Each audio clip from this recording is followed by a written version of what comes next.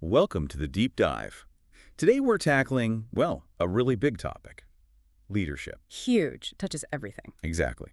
And we're doing it by going deep into the Old Testament, specifically Genesis through 1 Samuel. We're using the NIV Maxwell Leadership Bible as our guide. One of you actually shared this resource, which is great. Yeah, it's a fantastic lens to use. Our mission here is pretty simple. Pull out those core leadership ideas from these, ancient stories. We want to give you knowledge you can actually use, whether you're leading a company, your family, or just trying to make a difference day to day. Right. We're not just summarizing plots. We're looking for those principles, those aha moments Maxwell highlights that still resonate today. And Maxwell himself makes a pretty bold claim, doesn't he? He calls the Bible the ultimate leadership book. He really does. Says basically everything he's taught for 50 years stems from it. And crucially, he argues leadership isn't just for CEOs or pastors. It's about influence. Influence, right? Something everyone has. Exactly. So developing that ability to influence positively is, well, essential for pretty much everyone. Which connects to that interesting point he makes about inadequacy, that feeling people have. Yeah, the Barna study he mentions from '97 about pastors. Most didn't feel they had the gift or the training for leadership. It really shows why understanding these biblical examples is so important, making them accessible, applicable, not just theoretical stuff. So before we jump into Genesis, there's this concept in the preface, God's big story. How does that frame our look at leadership? Well, it provides the context, right? Seeing these individual leadership stories not in isolation, but as part of this grand narrative, God's overall purpose from Genesis to Revelation. Okay, like seeing the bigger picture. Precisely. It helps us understand the roles and responsibilities within that larger divine plan. That idea of the Old and New Testaments mirroring each other, leading to Jesus, gives a unique perspective. Got it. Okay, Genesis, the beginning. Maxwell says it's just overflowing with leadership lessons, starting with God as the ultimate leader. Right. And delegation happens almost immediately. Genesis 1.26, humanity is given leadership, dominion over the earth. So what's the takeaway there right out of the gate? Stewardship, responsibility. We're entrusted with something, the earth, a team, whatever, and the expectation is responsible care and guidance. Rule over in 1.28 isn't about tyranny, it's about oversight. Then comes Genesis 3, the fall, framed here as the law of influence. Yeah. And it's often focused on Eve and the serpent negative influence, but there's a key leadership failure before that. With Adam. Exactly, the communication breakdown. Eve wasn't there for the initial command from God in chapter 2. It was Adam's job to communicate it clearly. Okay. So his failure to do that effectively, that's the leadership lapse. That's how it's presented. A massive communication failure with, well, pretty catastrophic results. Leaders have to ensure clarity cascades down. Makes you think, doesn't it? How many problems boil down to unclear communication from the top? Okay, moving on, Noah. Genesis 6-9. Right, Noah. Righteous man, walked faithfully with God. That's presented as his qualification for this huge leadership task. Saving humanity. And the law of sacrifice is linked here. Yes, both with God's plan and Noah's execution. Think about the commitment, the obedience to build that ark. It must have seemed insane. Facing ridicule, giving up years of his life. Exactly. It shows leadership often requires immense personal sacrifice, putting the mission above comfort or reputation. Then we get to Abraham, Genesis 12-25, a foundational leader called by God. But his journey wasn't exactly perfect, was it? Like in Egypt with Pharaoh. Oh, absolutely not. The incident in Egypt where he passes Sarah off as his sister, that's a clear example of fear overriding faith. It shows that even great leaders stumble. They're human. It's a journey. It is. Learning from those mistakes is key. But then you see growth. Look at Genesis 13, the split with Lot. Right, the law of addition. Abraham takes the high road. He gives Lot first choice of the land. Yeah, what's the principle there? Prioritizing the relationship, the long-term peace, over grabbing the best spot for himself immediately. It's leadership through generosity and humility, avoiding conflict. We also see his courage, like rescuing Lot in chapter 14, and his interaction with Melchizedek, then the stark contrast with Sodom and Gomorrah. And of course, the ultimate test with Isaac in Genesis 22. That obedience, it's profound. Just unbelievable. And then his focus shifts to Isaac's future, securing a wife for him in Genesis 24, thinking ahead. His life covers such a spectrum, strategic decisions, personal faith tests, planning for the future generations. It's all leadership. Okay, so after Abraham, we have Isaac. Genesis 26-27. He faces his own challenges, like Right. conflicts over wells with the Philistines, resource management, basically. Right, but the big leadership point highlighted for Isaac involves his sons, Jacob and Esau, specifically Esau. Esau profiled as someone who fails to see the big picture. How so? That moment in Genesis 25, trading his birthright, his future inheritance, and leadership role for a bowl of stew. Instant gratification. Exactly. He couldn't see past the immediate hunger to the long-term significance. That's a critical leadership failing. Lack of vision, inability to weigh future consequences. Yeah, that impulsive choice echoed down the generations. Okay, Jacob, Genesis 27 to 50. Wow, his story is Works. complicated. Yeah, very. It starts with deception, getting the blessing meant for Esau, then fleeing to Laban. Not exactly an auspicious start. No kidding. But the law of victory is linked to him and Rachel. That sounds different. It does. Here, victory seems tied more to perseverance. Surviving Laban's constant cheating, building a family despite the obstacles. It's about resilience under really unfair leadership. Leadership through sheer grit, then. In a way, yes, but then comes that turning point in Genesis 32, wrestling with God. And the name change to Israel. That feels significant. Hugely significant. It marks a shift, right? From relying on his own cleverness to grappling with and depending on God. That new identity is foundational for his future leadership. You see some growth in the reconciliation with Esau later. And then, within Jacob's story, we get Joseph, Genesis 37, 39, 50. Talk about a leadership journey. Oh, Joseph is a masterclass. Sold by his brothers, slavery, false accusation, prison, Yet he keeps rising. How? resilience, Yeah. character. The text says the Lord was with him, but also he maintains integrity. And when he finally gets power in Egypt, no revenge. Right. Forgiveness and provision for the very brothers who betrayed him. Exactly. That's the law of empowerment, using his position to lift others, even those who wronged him. Seeing the bigger picture, how God turned evil intent into good, that perspective is incredible leadership. And Jacob's final act in Genesis 49, blessing his sons. Yeah, those blessings are almost like leadership forecasts. He affirms strengths, warns against weaknesses like Simeon and Levi's anger, and points towards future roles like Judah's. It shows leadership involves recognizing and directing the potential in others. Okay, that brings us to Exodus, the big deliverance story. Moses emerges, but he's presented as the unexpected leader. Initially very hesitant. Right. Exodus 3 and 4, he's full of excuses. Who am I? What if they don't believe me? I'm not a good speaker. So relatable. Very. It shows leaders aren't always born confident, but he steps up, relying on God's promises from chapter 6.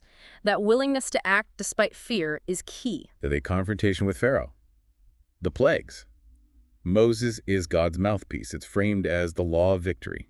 Achieving the goal release through obedience.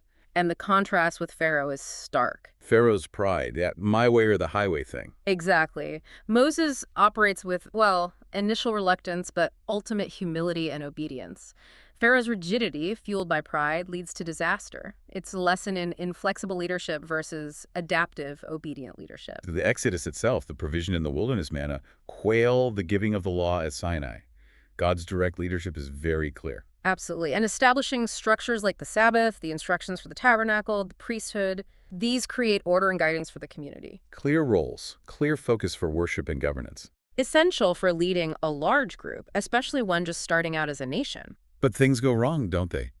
The golden calf incident in Exodus 32, what happened there? A leadership vacuum, essentially. Moses is up the mountain, and the people falter. Aaron, well, his leadership collapses under pressure. It's noted as the law of respect. Aaron replaces Moses, maybe highlighting the responsibility of those left in charge. A failure to hold the line. Right. It shows the need for strong values throughout the leadership team.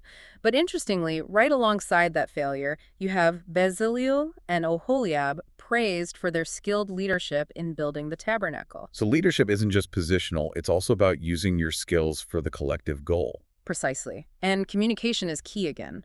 God's detailed instructions to Moses for Pharaoh show that clarity of purpose.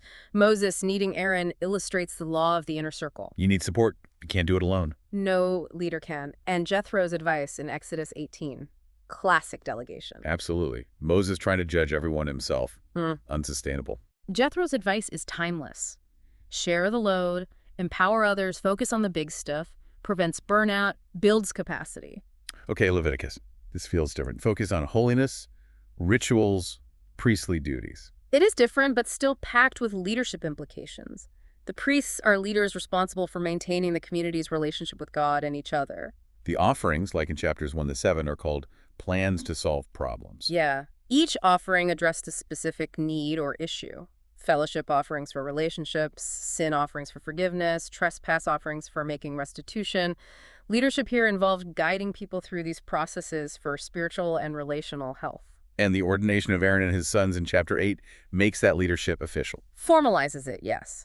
But then chapter 10 gives that stark warning with Nadab and Abihu. Right, offering unauthorized fire, linked to the law of solid ground. It underscores the seriousness of leadership responsibility, especially spiritual leadership. Yeah. Disregarding God's commands, acting presumptuously, it had severe consequences.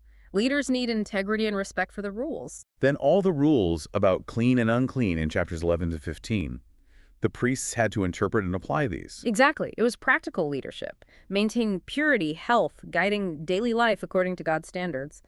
Moses is even called God's problem solver in navigating these rules. And chapters 17 to 27 lay out more ethical and moral laws, justice, warnings against idolatry. The moral framework. Leaders had to uphold and teach these. Chapter 26 introduces that clear link. Obedience brings blessing. Disobedience brings consequences, sowing and reaping. Okay, into Numbers. Starts with a census, organizing the tribes. The Levites have their special role with the tabernacle. Structure and organization, but Numbers is also full of challenges to Moses' leadership. Chapters 11 to 16, the people grumbling, Korah's rebellion, that illegitimate desire for more. Yeah, it shows the tough side of leadership, dealing with discontent, challenges to authority. But notice the solution in chapter 11. Appointing the 70 elders. Delegation again, sharing the burden, distributing responsibility. Crucial lesson. And the spy story in 13-14, that's pivotal, isn't it? Absolutely. 10 spies come back with a negative, fear-based report. Joshua and Caleb have faith. The impact of the majority's negative influence is devastating. 40 years of wandering resulted. It shows how leaders' attitudes, fear versus faith, shaped the whole group's destiny. Joshua and Caleb used their influence positively, the others didn't. Numbers also has Miriam and Aaron challenging Moses in chapter 12. More leadership friction. Reinforces respect for God-appointed leadership. Then you have military victories, like against Sihon and Og, and the strange story of Balaam. Right, the prophet for hire. Good but not godly. And the law of buy-in. Yeah, Balaam had talent, but his heart wasn't truly aligned with God's purpose. He lacked that deep commitment, that buy-in, needed for true leadership influence in God's work. Then Peor, the plague, another census, rules about spoils. Zelophehad's daughters needing fair inheritance laws. It's all about navigating the complexities of community life, adapting rules for justice, managing resources, dealing with crises. And through it all, Moses handles criticism, guards his attitude, stays focused, practical leadership in action. Which leads us to Deuteronomy. Moses' farewell address, basically. Yeah, renewing the covenant, prepping the next generation. He recounts the journey, stresses remembering God's faithfulness, and the goal. Not just freedom from Egypt, but entry into the promised land. Keeping the vision clear. Constantly. He reminds them of God's patience, repeats the core laws like the 10 Commandments, the command to love God, and that law of priorities. Pass them on. Teach your children diligently. Make it part of everyday life. It's about legacy. Moses knows his time is short. He's ensuring the values and knowledge are passed down. That's crucial leadership. But he also acknowledges his own failure, right? Yeah. Not being allowed into the promised land himself. Yes, a powerful lesson in accountability. Even the greatest leader faces consequences for disobedience, which leads directly to commissioning Joshua. And the detailed blessings and curses in chapter 28. Obedience versus disobedience. The call for humility. Humble leaders alone receive God's grace. Remembering God's provision in good times and bad. Deuteronomy ends with Moses' final song, his blessing, and ensuring the law is preserved as a guide. A powerful conclusion to his leadership. So Joshua takes the reins. Chapter 1, God encourages him directly. Be strong and courageous. And Joshua steps up immediately, prepares the people, reminds the tribes about their commitments, decisive action. The Jordan crossing, the memorial stones, very symbolic leadership acts. Then Jericho. Wow, Jericho. Talk about unconventional strategy. Oh. Marching around the city, it required incredible faith and obedience from both Joshua and the people. And Rahab's role there, unusual woman of faith. Shows leadership and influence can come from surprising places. Her courage was key. But then the setback at chapter 7. Because of Achan's sin, one person's lack of integrity affecting the whole community, a tough lesson in corporate responsibility. But Joshua deals with it. And the second attempt at AI succeeds through strategy. The law of navigation, balancing faith and planning. Right. Faith in God, yes, but also smart planning. It's not either. Good leadership often requires both. Then the treaty with the Gibeonites. Tricky situation. But Joshua keeps his word. Integrity matters. Builds trust. And then the Southern campaign, the sun standing still. The law of the big mo, momentum in leadership. Victory builds on victory. Followed by the huge task of dividing the land in chapters 13 to 22. Fairness, order. And Caleb pops up again, 85 years old, still courageous, asking for his mountain. What an example of lifelong commitment. But there's also a warning sign, isn't there? Not fully driving out the Canaanites. Yes, compromising on the mission, compromising values. It leads to compromised results and future problems, as we'll see in Judges. Okay, Judges. After Joshua, things seem to go downhill. It's characterized by that cycle, isn't it? Israel disobeys, God allows oppression, they cry out, he sends a judge, there's peace for a while then. Repeat. Because they failed to fully obey, failed to drive out the negative influences. Exactly. Spiritual compromise creeps in. The lack of consistent godly leadership is palpable. We meet various judges. Othniel, Ehud, Shamgar showing the law of victory and finding ways to deliver Israel. Then Deborah. A strong female leader. Prophetess, judge. Thinks ahead, provides strategy, even goes into battle with Barak to ensure buy-in. Gideon starts out downing himself, hiding in a wine press. But God uses him mightily. Shows God can use unexpected, seemingly weak leaders, though Gideon has his own flaws later. Jephthah and his rash, tragic vow. A cautionary tale about impulsive words and promises. Samson. Immense strength, but Squandered.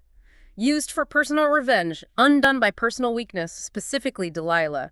A story of misused gifts and failing character. the importance of buy-in is highlighted comparing Deborah's effectiveness with, say, Gideon needing signs. Yeah, Deborah inspires confidence in action. Yeah. And the end of Judges. Just chaos and moral breakdown. Chapters 19 to 21 are brutal. Shows what happens when everyone did what was right in their own eyes without strong leadership. Precisely. A dark period. But then comes Ruth, a very different tone. A beautiful story. Leadership through loyalty, kindness, integrity. Ruth's loyalty to Naomi is incredible. Where you go, I will go. She's profiled as willingly follows Naomi. It's leadership through commitment and service, even in hardship. And Boaz, the kinsman redeemer. He exemplifies integrity, generosity, responsibility. Notice his actions. Protecting Ruth, providing for her generously, handling the legal redemption process with transparency and honor. His character shines through, doing the right thing, even when it might be complicated. Their combined character, Ruth's loyalty, Boaz's integrity, leads to redemption and blessing, not just for them, but for the lineage leading to David. Which brings us to 1 Samuel, the transition to monarchy. Yeah. Starts with Hannah's prayer. And her dedication of Samuel, faith and persistence, contrasted immediately with Eli, the high priest. Eli's sons are corrupt, and he fails to restrain them.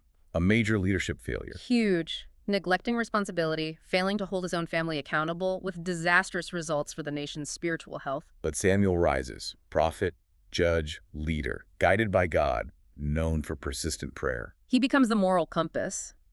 But then the people demand a king. Like all the other nations. Chapter 8. Samuel warns them, but God tells him to grant their request. And Saul is chosen, starts humbly, looks the part, but Disobedience creeps in. The impatient sacrifice in chapter 13, not fully destroying the Amalekites in chapter 15. he fails the key tests of obedience and trust in God. Rejection follows. His leadership unravels. And his son Jonathan. Such a contrast. His loyalty to David. Amazing example of selfless support for God's chosen leader, even when it costs him the throne. True friendship and loyalty. David's leadership qualities start to emerge here, don't they? Definitely. Courage against Goliath in chapter 17. Loyalty to Saul, remarkably, despite being hunted. Wisdom in tricky situations, like with Nabal and Abigail in chapter 25. Abigail's intervention there is noted as the law of connection, wise mediation.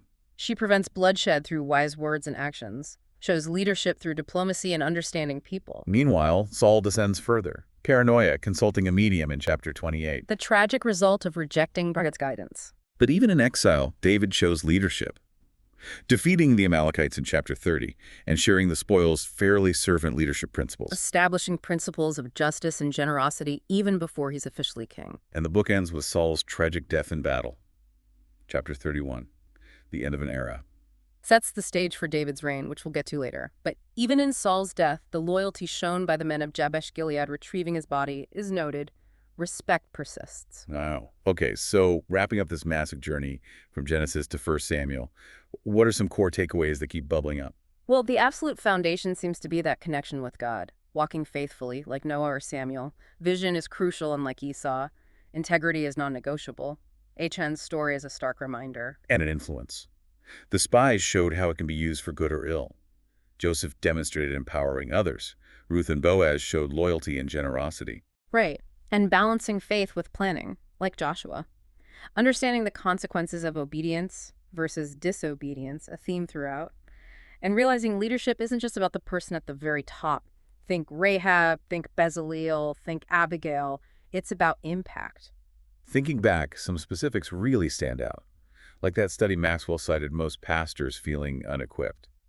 Or the simple practical wisdom in Abraham letting Lot choose first. Or the sheer contrast between Esau's short-sightedness and Joseph's long view through unimaginable suffering. Rahab's role is just amazing, someone from the margins playing such a vital part. And Ruth's quiet leadership through loyalty. It's powerful. These aren't just dusty old stories, are they? The principles communication, vision, integrity, influence, perseverance, they're incredibly relevant for us today. Absolutely. In our jobs, families, communities, there's so much practical wisdom here. So maybe the question to leave folks with is this.